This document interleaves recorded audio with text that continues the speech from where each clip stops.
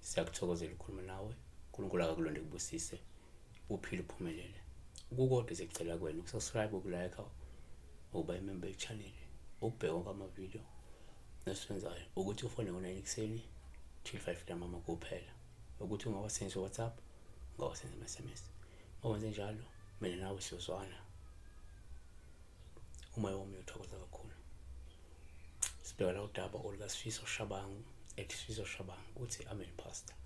Uphupha imbuzi-ke ihlinzwa kusho ukuthini? So la uphupha kuhlinzwa imbuzi.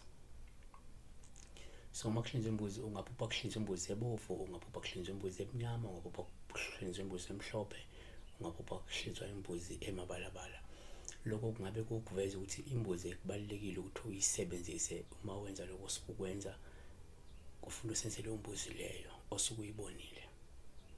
Isikhathi ngasho lokho, so kungenzeka ubone leyo mbala loyo, kanti wena ukhona ukuthi leyo mbuzi iyona ezosebenza uma wenza lento ofanele uyenze noma kulindele ukuthi uyenze yabo. So kodwa kasihlahle kanjani iphupho?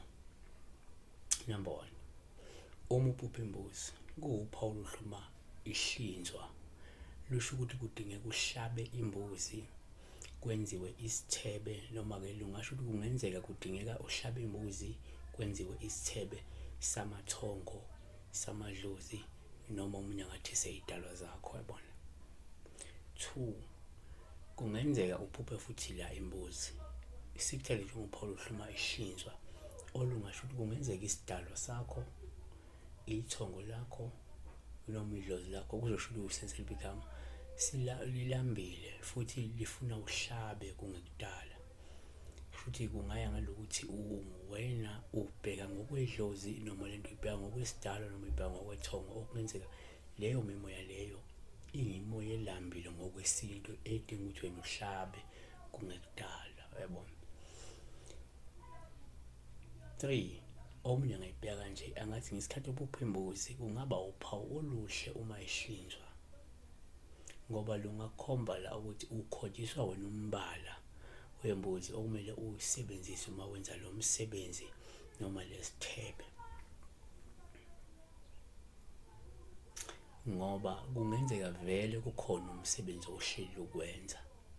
So ngesikhathi sokuba uhlaba lembuzi enombala othile, usukhonja ukuthi-ke lo msebenzi ohleli ukwenza wenze ngale mbuzi ebovu, wenza ngale mbuzi emnyama, wenza le mbuzi emhlophe, wenza le mbuzi emabalabala, wenza ngale mbuzi ebrown, yabona. Ngoba vele uhleli ukwenza umsebenzi, usukhonjiswa lo mbala. Noma-ke awukahleli wenza umsebenzi, kufanele uwenze umsebenzi, uyakhonjwa-ke lo mbala.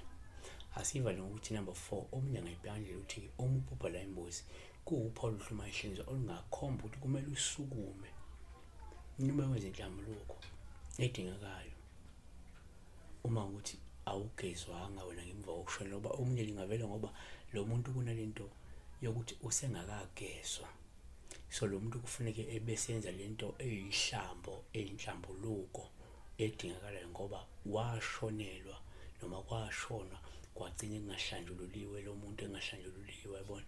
So ingavela futhi le mbuzi ihlatshwa, yabona. Siyabonga kakhulu ngoba vele phela isuke izodingeka laphayana kule mbuzi.